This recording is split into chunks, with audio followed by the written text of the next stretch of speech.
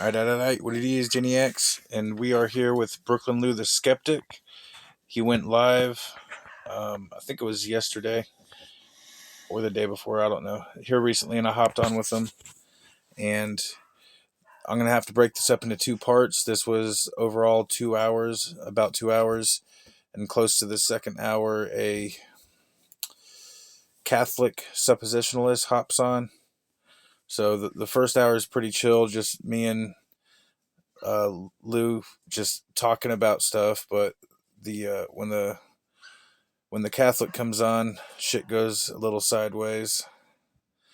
Dude was annoying, really, but the presuppositionalist just trying to walk you into a semantic corral in order to capitulate submission to his theology type shit. Y'all have seen the tactics and tricks before of these shifty, shady Christians. So let's jump right on into this. Brooklyn Lou the Skeptic. Let's roll with it, homie. Hi, Henrim 9348. Welcome in. Chat today is open. Got my first guest coming on. Dark Light. Let me let him in here. Hey, Dark Light, how you doing? Pretty good, man. How you doing, Lou? Okay, nice to see you. Yeah, my phone was messed up for a while, and I couldn't get on lives, but I had to get me a new phone. I'm due for one of them too. Yeah, I can't stand changing. That's why I keep delaying, because you gotta change passwords and all that stuff. I kept my old one until I pretty much broke it and had to get a new one. But it's been a lot better since I got the new one. Cool. How's everything going for you? It's hit and miss, man. I'm driving on a suspended, so I'm shitting bricks anytime I go anywhere. I'm fighting a DUI for driving tired right now. I got a DUI for driving while tired. Oh, you're not driving right now, right? No, I'm in my travel trailer. Yeah. Wow. Well, be very careful, that's for sure. Yeah, no, it's bullshit because we have the constitutional right to travel, but they override that when we get our license. Because if you have to have a license for something, then you no longer have a right. You see what I'm saying? Yeah. I definitely understand, and be real careful because it's like a cycle. You get caught for one thing and then another thing, and next thing you know, I'm shitting bricks anytime I leave the house for sure, man. I've never paid so much attention in my life. Yeah, well, gonna keep my fingers crossed for you, brother. Yeah, man. Yeah. So, why do you think people actually believe in God? Well, I'm theist, so you can just ask me why I believe in God. I can't speak for other people. Yeah, but I mean, why do you? I mean, you have your own theology, so you're a little. So I don't actually answer that question to Lou till close to the very end, after the Catholic gets off. I don't answer that exact question until the very end. Different than most, right? Yeah. I mean, you have your own kind of belief system.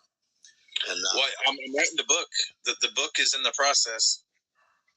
What do you have a title? Well, I'm actually writing 3 different books. One of them is going to be on my poetry, and one of them is going to be all about deconstructing from Abrahamic religions. That one's going to be called The Big Beautiful Book of Defiance of the Broken Theology of Abraham. And then my third one is going to be all about just my own theology, which is going to be called Dark Lightism. It's an ism. So is that the name of your belief system? Yeah, Dark Lightism. Yeah, Dark Light theology or Dark Lightism. Yep. I know I've told you this before. I told you when I first met you on here. I think your theology makes as much sense as anybody else's. I think it makes more sense. It's more logically consistent, because Abrahamic theology, they are very logically inconsistent. Yeah, that's for sure. I find the the Judeo-Christian theology is really illogical. Oh, riddled with it, man. It's ridiculous. It's ate up with inconsistencies. Yeah, for sure. But they can't see it, though. It's like... That's the cognitive bias, yeah. Yeah, they have cognitive bias. That's a very good word right there. Well, they see it. The funny thing is they see it in other religions, but they just don't see it in their own. It's fucking hilarious. It is. It's so weird. Yeah. They're very weird. So you notice when they see it in other religions that they do see it, they just can't see it in themselves. Yes. And that's what I really, that little part of it is like mind-blowing. If they just 100% didn't see it in any other religions or theirs, then that would be more consistent. But here we go with the logical inconsistencies again. They consistently see the holes in other theologies, but not their own. Yes, for sure. For sure. That is true. I mean, I've been discussing belief with someone online recently.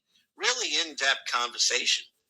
Yeah. But, like, he thinks it makes sense that Jesus came from heaven, came to earth, was a man, died, went up into the sky, is now controlling the universe, and that makes sense. But it doesn't make sense that, like, Muhammad split the moon, Yeah. Whereas to me, they're both irrational, crazy thoughts, Yeah. I just got one done fits him and the other one doesn't, Yeah. That goes right in line with what we were talking about, where you can see the illogicality of other religions, but not your own. Yes. And that's that bias. I mean, you got the words right and everything. Dark light, it's cognitive bias. That's what it is.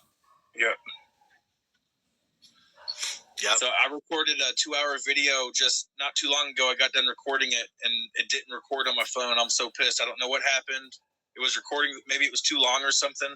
It did turn out a little bit longer than I thought, but then I went back to check it out, and it didn't record. So I got to re-record it all over again. I'm fucking pissed. Yeah, I tell you, I spend a lot of time on YouTube and doing all this stuff, and it's so frustrating. A lot of times I make a mistake and it screws up everything, and got to go back in and try to fix things. Only if you're a creator do you know. Like, if you're just a viewer, you don't know about that kind of stuff. But if you make videos enough, you're going to make a video that didn't get recorded or the sound doesn't record right, and you got to redo it. Oh God, I've had sound where I went through the hassle of making something, and then the sound was all screwed up. Yeah, that's happens. Oh, so I got a Hebrew Israelite to agree to come on my next episode of my podcast, which I'm going to be having soon. Well, that's going to be interesting.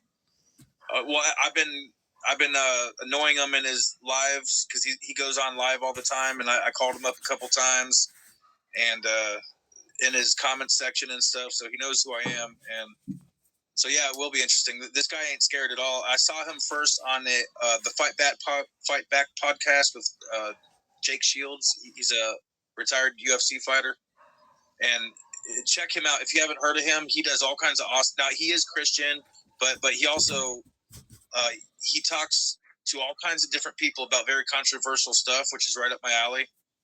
I mean, I don't agree with his perception, and I've been trying to get on his podcast too, but he's been actively ignoring me. But I first saw this guy. His name is Captain Cesaria, and he has a school right up there in New York, somewhere around you. A lot of people on the YouTube, they try to only have certain people on their platforms and all that sort of stuff. And I don't go for that. I literally would have anybody on. Well, that's boring. Yeah, I mean, you only gonna have people on that agree with you? What kind of boring bullshit is that? Right? Yeah, it is boring. It's like, There should be some tension sometimes, right? Yeah. If everyone just agrees and gets along with everything, like, what, you might as well just be talking to yourself, you know? Yeah, and yeah, absolutely. I mean, it would be boring if everyone in my life just was a robot of me. Yeah. I don't want that. I like a little bit of push and pull, right? A little resistance. There's faith beyond fear. I make videos for the purpose of Jesus Christ, not smoke or money. Leave that for the evil one. I guess there's a Christian right there making videos for the purpose of Jesus Christ. So you're free to come on, Faith Beyond.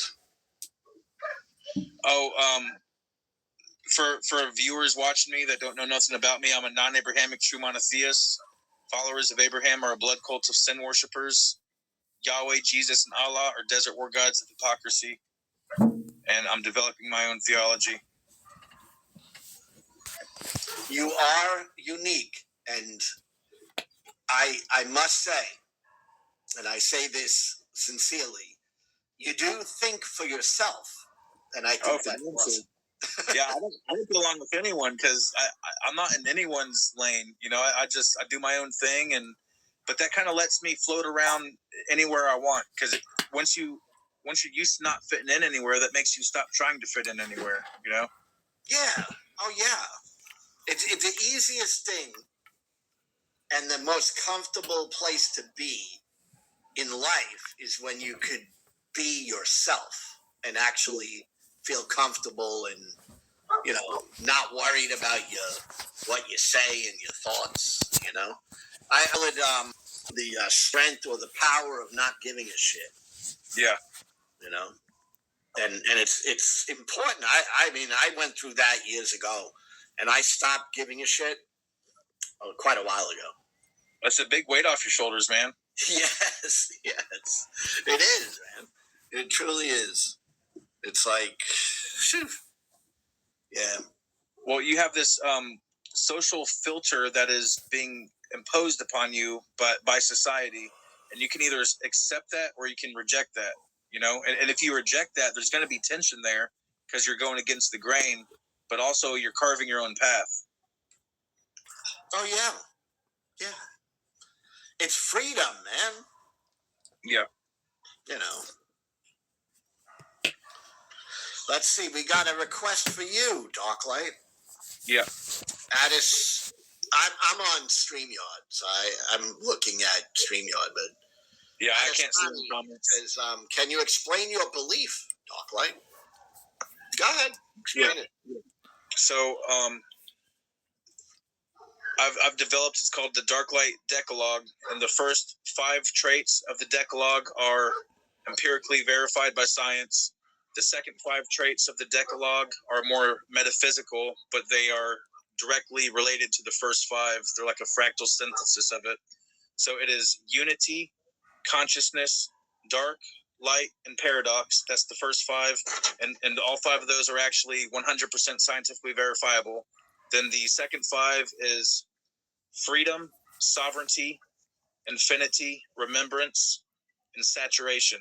Okay, and the second 5 are more metaphysical, but they have a direct fractal synthesis link to the first 5. And so if you link them, it becomes unity is freedom, consciousness is sovereignty, dark is infinity, light is remembrance, and paradox is saturation. That's the Dark Light Decalogue that I've been working on. Let's see if he has any further questions.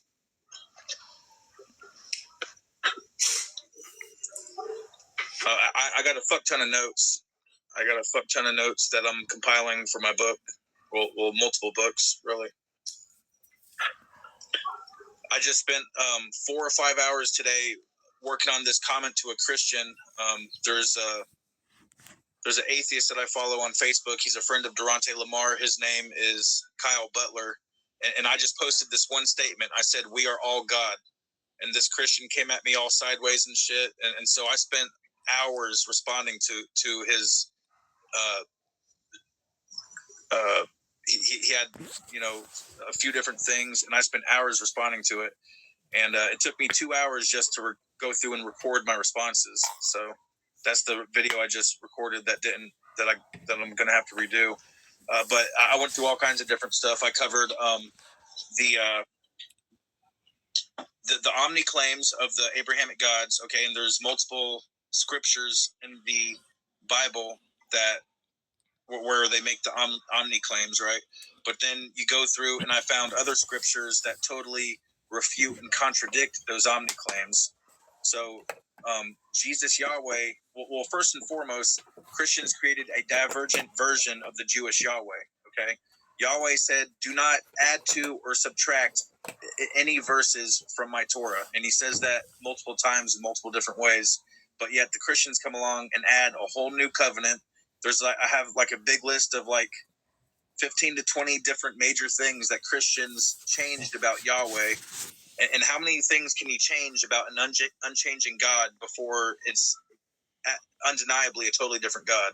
I got a big old list of about 15 to 20 different things that the Christians changed. So, and I went through all this, and the guy I was responding to, after I listed all these like major things, he's like, "What are you talking about? I don't see any contradictions. There's no changes there." That's the cognitive bias we were talking about. I'm like, what the flying fuck, dude? There's a list right there in front of you of major changes between Yahweh and Jesus, because Christians like to play this game where they like to have all the authority of Yahweh, but they want to change everything about Yahweh. They will say Jesus came to fulfill the law, not abolish it, but that right there is a fucking lie, because they change so many things. I mean, they keep some things the same, but they change like 80% of everything about Yahweh. You know, that they abolish, there's like 600 laws that the Jews have to follow, not just 10 commandments. They got like a fuck ton of laws. Jesus abolishes all that. Jesus creates hell. The Jews didn't create hell. They don't have, the closest thing they have is Sheol, which is a 12-month cleansing process. That the Jews believe in reincarnation. The Christians believe in only one life. You know, that's another major thing. The Jews believe in just one single God, a non-plurality. It's just one single God, whereas the Christians believe in the Trinity. That's another major change. These are just some that I'm taking off the top of my head from doing this video earlier. But and all that, I always agree with you on stuff like that. Yeah, it's just when you get into your beliefs that I don't necessarily agree with you. Yeah. Adesani is asking, you say that you're a true monotheist, but where is God in your belief? And then he follows up with, and did God reveal to you these things, or have you just discovered them? Well, I was called on by the actual one true Creator to defy the broken theology of Abraham everywhere I encounter it. But so that's one thing people like to ask me. They're like, "Okay, Dane, Mr. Smarty Pants, well, what's the name of God then?" See, there is no one singular name that you can. As soon as you name one singular thing, you then disconnect it from all other names. And God owns all names and words ever spoken, because there is no name or word possible to be spoken without the breath of life which empowers it. So I say all words ever spoken are the word of God. All names ever spoken are the name of God. And see, the thing is, what makes the theology of Abraham broken is they incessantly attempt to interject divisions into that which is united. And they do that by constructs such as sin, such as hell, such as Satan. There's no such thing as sin, hell, and Satan. Okay, hell is supposed to be a state in which hell is a place in which the creator is separate from the creation. Okay, and if hell is true, then God is not omnipresent. Okay, because omnipresence literally means you exist everywhere. So if there is a place where God does not exist, then God is not omnipresent. But now, if God is a perfect creator, then there's no such thing as sin or hell. Because if God is a perfect creator, and if God created everything, then everything within creation is as well a perfect creation, and therefore there is no sin and there is no hell. So this is what I mean by I keep more consistent logic. Okay, I do believe in a perfect creator, but also I believe everything within creation is as well perfect. You know what you said, I never thought of. So that's a good thought that you had, and I agree. You know, if omnipresence, but God is not in hell, obviously there's a contradiction. Yeah. So if God is omnipresent, then hell does not exist. If hell does exist, then God is not omnipresent. You got to pick one. Yeah, yeah. Or you could say God is in hell. But if you define hell as a place which is separate from God, then once again, then hell can't be as they describe it. See, because Jews do believe in Sheol. See, because Christians, I say Christians are not true monotheists. Christians are a dualistic bitheism, and it's got nothing to do with the Trinity, which is why some people say Christians aren't monotheists. Because if you believe in two separate kingdoms, one of light and one of darkness, each with a maximally great ruler ruling over it, then you have now created two different gods. You have created two different distinct kingdoms, okay? And therefore you have shattered monotheism. You are now a dualistic bitheism. Yeah. I see you put a lot of thought into this. Oh yeah, I'm writing books on it, man. Like I spend hours watching theological shit every day. I see Faith Beyond Fear. I want to comment back to him. He says, you can't publicly tear down Muhammad and the Muslims for your safety. You will always be shown love by Jesus Christ. Stay open for love. Jesus only loves you if you suck his dick. If you don't suck the Jesus cock, then he does not love you. And he made a special place for people that don't suck his dick, which is called hell. So that's the love of Christianity. Well, Faith Beyond Fear, not all Christians show me love. I get a lot of hatred from Christians. I get love too. All right. And as far as like tearing down Muhammad and the Muslims, I have no problem. I do. Yeah, I do. You can't if you're a bitch ass nigga and you're afraid, then you can't. But if you're a true believer, then not only should you, but not only can you, but you absolutely should if you don't believe in Islam. See, now here in America, that ain't no thing. Yeah, sure, you go over to a country that's dominated by Islam, then that's a different story. I wouldn't even go to an Islamic country personally. You will not catch me dead in an Islamic country because I can't help but defy them, and I know that's going to come with problems. Well, I want Faith Beyond Fear to hear this. I think that Islam is BS. So that's cutting on Islam. I don't believe the things of Muhammad at all. All right. I think people can be good or bad, whether they're Islamic, Christian, Jew, or whatever. Yeah, there's good Muslims out there. There's good Christians out there. Like most of my family is Christian. I'm totally a black sheep in my family. Yeah. Yeah, me too. I'm one of those. I'll go a step further. I say fuck Yahweh, fuck Jesus, and fuck Muhammad. Openly, overtly. I will come out there and stand on it, dude. Yeah. And I say fuck them because they are inherently saying fuck me. They're saying if I don't suck their God's dick, then I deserve to die. And I say fuck that shit, dude. I will bite that shit off. Bite that shit off. I don't know if we need that visual. Well, I'm just saying, theologically, like they try to force you to capitulate and submit. I'm not down with that. And see, that's another thing. See, if God was all powerful, then he doesn't need anything from you. Okay. An all powerful God requires nothing from you. And the Abrahamic gods need the capitulation and submission of everyone. That's coveting right there.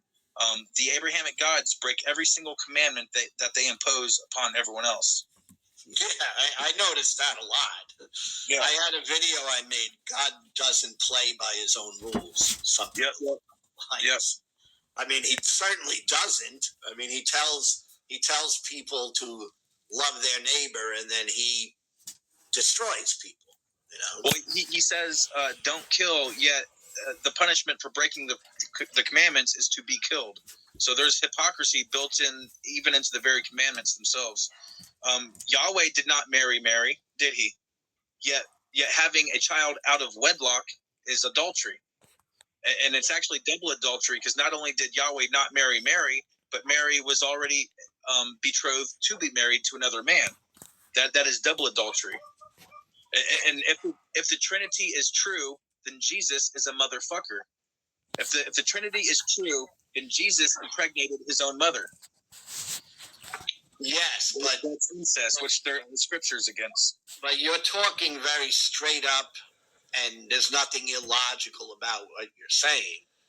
But religious people don't go by logic or fact. Yeah. They just go by, it feels good, I like this, and, because, you're right. The whole, God impregnating a young girl is kind of weird, So we'll take like Muhammad, marrying a 9-year-old, that's kind of weird. Never has there ever been a case observed where a woman got pregnant without sperm meeting the embryo. Okay, you could say there's artificial insemination where there's no sex. Okay, that's fine, but there still needs to be sperm and an embryo, even with artificial insemination. So there must have been sperm and an embryo. So that either way you slice it, that is still Jesus fucking his own mother if Jesus is Yahweh. Yeah, but it's what they would argue is it's a non-sexual thing. But Muhammad, that's a lie, though. That was sexual. They can claim that all they want, but that is a lie, because never has it ever been empirically, scientifically verified or proven in any way. There's many lies in the Bible, and that's just one of them. So sperm must have hit the embryo one way or another, whether it was sexual or not. Sperm hit an embryo. That's the only way to fertilize an egg to produce a human. Yeah, and for that human baby embryo to develop in the mother's womb, that was a natural thing. Like he didn't just poof Jesus as an infant onto a manger. I don't believe in the supernatural. I don't believe in a supernatural God. I believe in an entirely natural God. It's all naturalistic. Just because you don't have the naturalistic language to describe something doesn't mean it's supernatural. It just means that you have yet to discover the naturalistic literacy to describe that thing. Yeah, and it's. Again, when you're dealing with people who are religious, though, they just bounce around, these things, and they bounce around logic, and they bounce around fact. Yeah. And there's always exceptions, Well, when God did it, it wasn't quite the same. It's always excuses. Excuses after excuses. I love having the supposedly objective moral argument with theists, because I especially face to face, because I know the moment's going to come where I'm going to eat their ass on that argument, dude, and they're going to have to admit that they are also a subjective moralist, because they will say that, okay, there is objective absolute morality. Murder is bad, huh? What about these times here in the Bible where God killed and commanded his followers to kill? Oh, well, that was good, though. Oh, okay. So stealing is bad, huh? Okay, well, what about the time in the Bible here where God steals and commands his followers to steal? Oh, that was good because God commanded. Oh, okay. So you back them into a corner where ultimately they have to admit that they are also a subjective moralist, but ultimately they are... There's no such thing as objective morality. And I even go farther. I say there's no such thing as objective truth. Anything that you call truth is entirely dependent upon a subjective mind observing that truth. Truth has no meaning outside of an objective perception. Yeah. Well, these are words, and truth doesn't have meaning outside of a human mind. I agree with that. Yeah. But you could take one person... They pass away, they no longer exist. So truth for that person doesn't exist. But Well, it's it's still, subjective. But it's subjective, exactly. Based on their subjectivity has come to an end. But any consciousness, every consciousness is the basis for their own subjectivity. So every consciousness is the basis for their own truth, for their own morality, for their own existence. All existence is subjective to the consciousness experiencing that existence. and that seems sensible to me. Yeah. But And when I think of objective truth, I do think there is objective truth. It's just truth that is established through testing and measurability and the scientific method, basically. Yeah. You know? I go to, but check it out. In order to verify the truth of something, what do you have to do? You got to ask someone else, hey, does this look the same to you? Yeah, that looks the same to me. So you are outsourcing your subjectivity to someone else's subjectivity to confirm it, but it's still subjective. It's still subjective to that other awareness or person that is now looking upon that thing. Well, I think when you look at it the way you look at it, I could see that. But there, when I think of truth, someone says, well, is that true? I like to think in terms of, is it factual? Is it evidence-based? Is it testable, measurable by anybody? Whether it be someone live, myself, if I'm trying to establish what's true. But you have to defer to another subjective awareness, though. That's what makes it, in my mind. I'm not trying to convince you. I'm just telling you what I think. I believe in extreme subjectivity. To me, there is no such thing as objectivity within a subjective consciousness. If you have to, you can't multiply subjectivity even unto infinity and call it objectivity. It is still inherently subjectivity, just like you can't multiply zero by infinity and call it anything but zero. Yeah, but it's how we use the words again. And when I'm using the word true, I'm more using it in a scientific, methodological. That's a very common atheist thing. Atheists have to believe in 100% absolute objective truth, because for a lot of atheists, that's what they use to get away from religion. So I understand that. That's a very common atheist thing. See, as a theist, I get to play all fields, man. Well, yeah, I think of myself as a free thinker. These are just the way I've developed my thoughts, and my thoughts can change. All right, they're not always, in an exact box. I might learn to understand something differently than I wasn't thinking about it before. Yeah, no, absolutely. Me too. And my thoughts are open to change. My beliefs are open to change. I'm flexible. I don't have to adhere to a rigid thing. What I'm telling you is just kind of what I landed on, but I'm definitely open to change or evolution of ideas. I'm totally open to that. It's I got a comment. Marriage isn't to be between human and human ? Can you marry a ghost? Because in a certain way, imagination is a powerful tool. You can identify with whatever the flying fuck you want. Exactly. If you believe in ghosts, yeah, I guess you can marry them.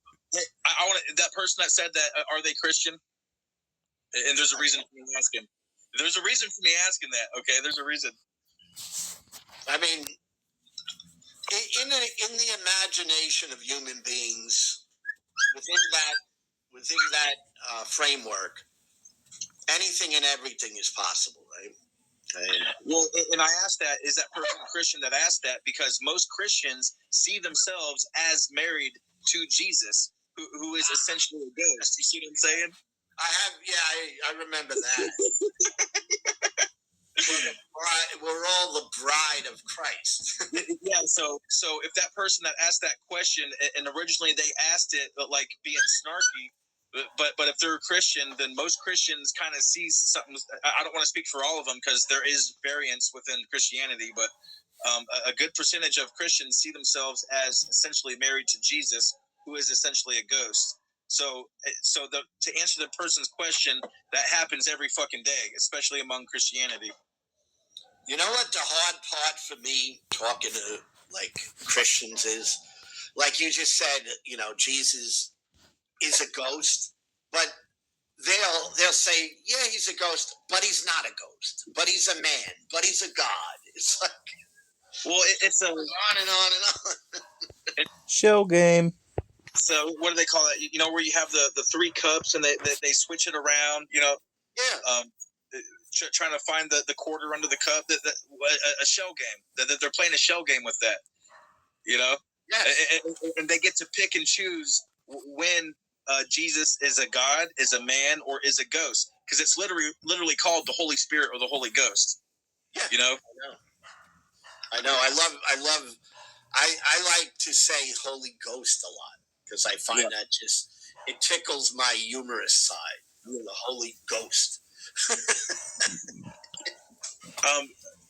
Lou, I was wondering if you or any theist that you know might be interested in moderating debates for theists, and this because, and I asked that because I was recently watching this debate between the Hebrew Israelite, and he was debating some Muslims, but they had other Muslims as moderators, and the Muslim moderators kept siding with the Muslims. So I was thinking about it. I'm like, man, these theists really need like an atheist moderator that won't side with anyone. You know, that they're more impartial and they can just more truly stick to the rules of a true debate.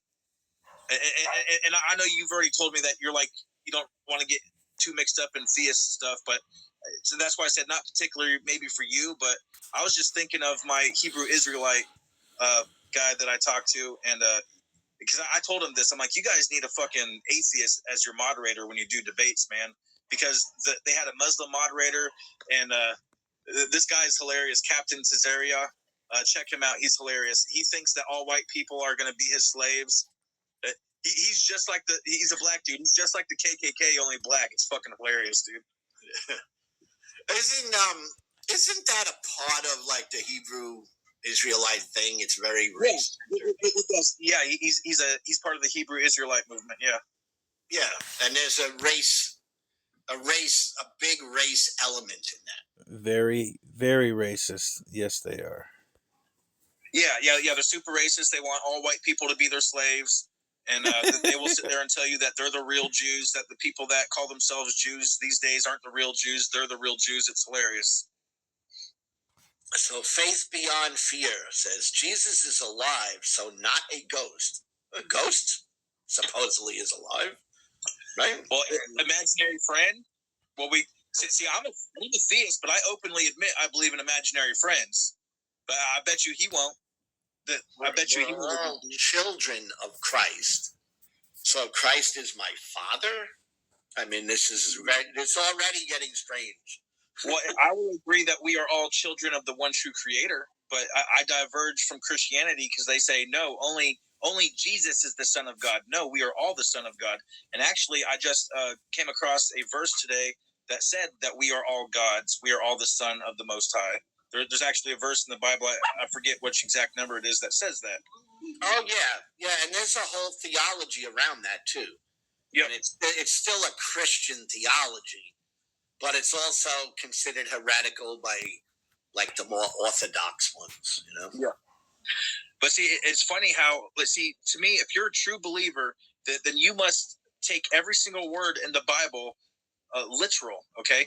And you must live, kill, and die exactly as prescribed as your chosen holy book. If you are a true believer, most followers of Abraham are actually fake-ass believers. They're just cultural believers, just kind of going with the flow.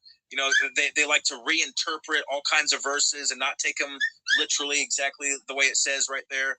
Like there's that one verse where Jesus says, you must hate your mother, you must hate your father, you must hate your brother and your sister, you must even hate yourself to love me. And they will bend themselves and fucking into a pretzel trying to defend that. Where obviously, if Jesus was a God of love, he would have said the opposite of that. He would have said So Jesus is omni-malevolent, not omni-benevolent, okay? Because a benevolent God would have said, in order to love me, you must love your mother. You must love your brother. You must love yourself. But that's not what he said. He said the opposite. He said you must hate everything in order to love me. And they will come up with all kinds of apologetics to justify that. But what you're really saying, Christians, when you come up with apologetics to twist the plain black and white words right in front of you, what you're really saying is that I know better what those words are trying to say than what they're clearly saying right there. That's a soft admission that your God is not truly all-knowing. Christians. This Adesanyani says, "Who is the one true creator?" Now I know that's a question for you because I don't believe in a one true creator. So there is no one name that you can say that will define the one true creator. The one true creator owns all names ever spoken. The one true creator, I call it the fractal singularity omnimatrix. There is no one name that you can say, and that as soon as you try to say a name for the one true creator, you then separate it from every other name within existence. So that's my understanding. Deep State Annex says, and when Christian missionaries went to China, they actually ran into Jewish communities, believe it or not, in Nanking. And I told the black Israelite that, and he put his finger in his ears. I told him the reason why people were hostile to him was because he was being racist. The first Christian missionaries who made it to China actually ran into Jewish communities. And you get Zara. I hate these handles because I have a hard time pronouncing them. Captain Cesara Zaravak says, and you know this how? Again, towards you, Dark Light. Oh, I got you. I got a perfect answer for that one. Because is that the captain? Is that Captain Cesariak? Is that Captain Cesariak? It doesn't say captain, but you know. Oh, okay. Well, that could be the Hebrew Israelite that I'm talking about. So I know this how. I'll tell you exactly how I know this because, okay, the Torah, the Bible, and the Quran, those are idols, okay? And what makes it an idol is when you say this here physical thing is the source of divine revelation. Okay, a physical thing is never the source of divine revelation.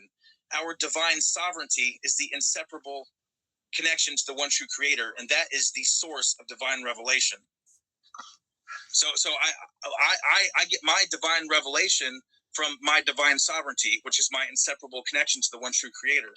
Now, totems are fine. A totem is anything that you make. So essentially the Torah, the Bible, and the Quran, those are all totems, okay? And totems are beautiful things. A totem is meant to serve as inspiration for your future self looking back on it and for any other co-creators looking upon it to inspire them to look within to their own unique connection to the one true creator. Okay, but the minute you take that totem and say, let's just pretend, okay, this thing right here is the source of divine sovereignty. Okay, when I did that, I just made this thing an idol. Same exact logic applies to your Bibles. When you say this here Bible is the source of divine revelation, you then elevated that thing, that totem, into an idol. Now, I don't have any dogmas or scriptures commanding or demanding that I harm my fellow man. I just like to point out when followers of Abraham go around pointing their fingers saying, idolater. I'm like, actually, little buddy, you're an idolater. Yeah, I don't.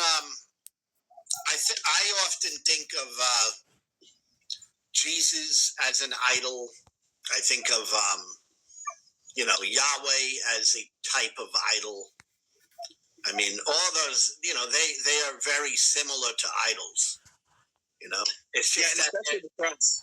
The cross is an idol. When it's your religion, you don't see that. It's like. Yeah. So, and especially the cross. Okay, see, to me, Jesus himself isn't an idol, but the Bible is an idol because the only for Christians, the only way to know Jesus is through the Bible. Okay, and this is what I'm saying. They are constant. You're not allowed to know anything about Jesus that isn't in the Bible.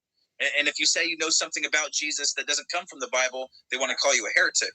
So essentially, the Bible itself is the idol. The Torah itself is the idol. The Quran is the idol. And the followers of Abraham have to do this in order to manipulate people into relinquishing their divine sovereignty unto the systems and establishments created by followers of Abraham. I think that the Bible is an idol for many people.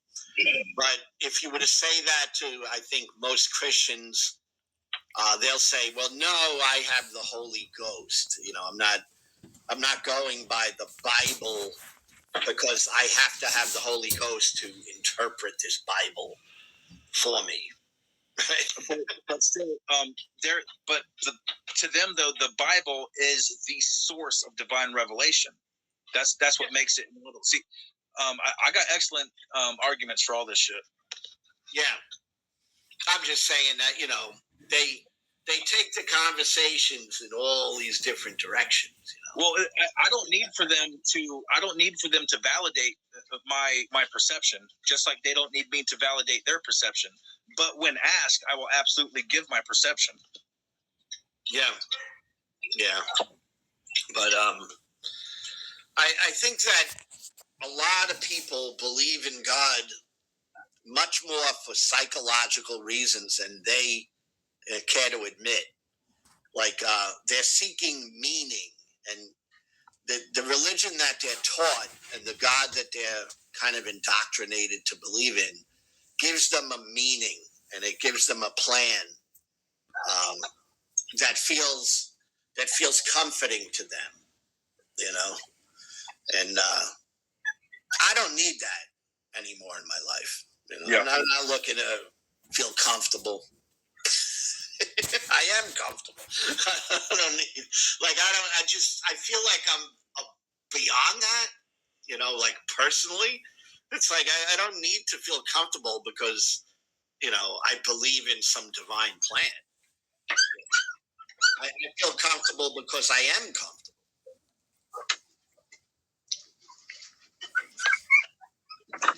And really, paradoxically, that makes them more uncomfortable. The more they get into most people now, some people truly find more comfort the more they delve into the scriptures. But a lot of people, the more they delve into the scriptures, they actually get more uncomfortable because they start uncovering the seams. They start pulling the strings, and they start finding these contradictions. And once they find the contradictions, now they got to figure out some kind of mental gymnastics to make those contradictions make sense.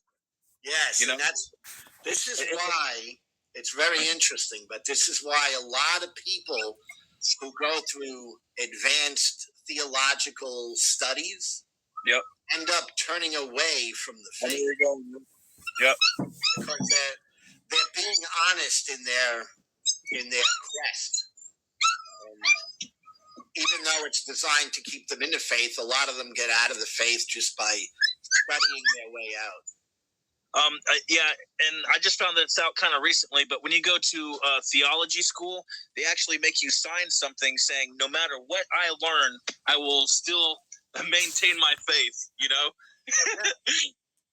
Because they do learn some stuff if the school is somewhat honest that'll make them think, oh, that doesn't make sense, you know?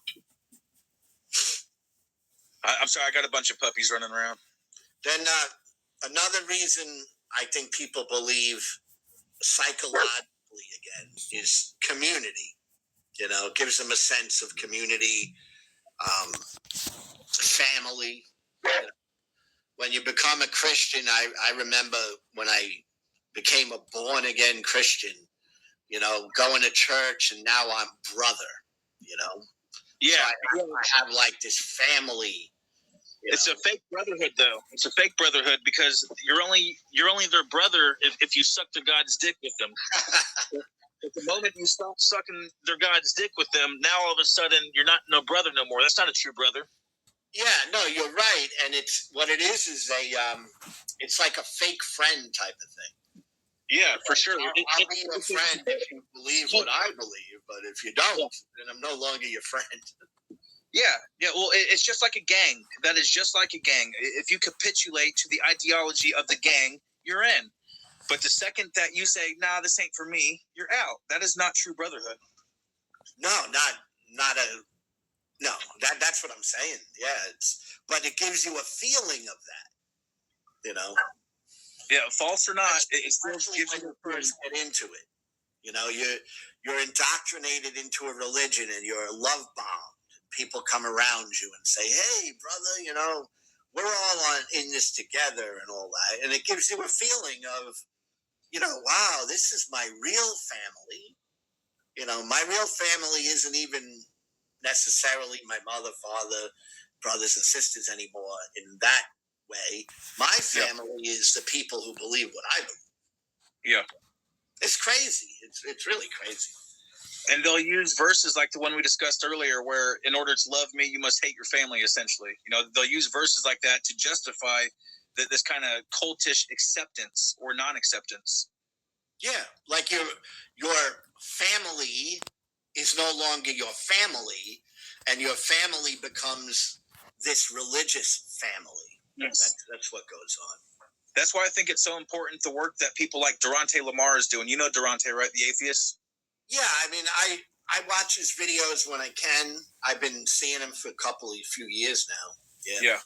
No, but Durante Lamar has become my favorite atheist. So, like, I spend a lot of time watching atheist content. I love your guys's generally, because not all atheists are created equal, right? You definitely got some low IQ atheists out there, but most atheists are very well thought out. Durante has become my favorite atheist. He beat what was his name? Alex O'Connor, the English guy, was my favorite for a while, but he's so prim and proper. I can't relate to that motherfucker. But Durante, I can relate to him. Like, I was raised in hoods, dude. I was raised in hoods. I definitely relate to Durante more, and because you know, I have a ghetto streak, of course, myself. Yeah. You know? So I can understand that stuff. Spearheaded building community, building community for everyone, like community outside of the bounds of religion.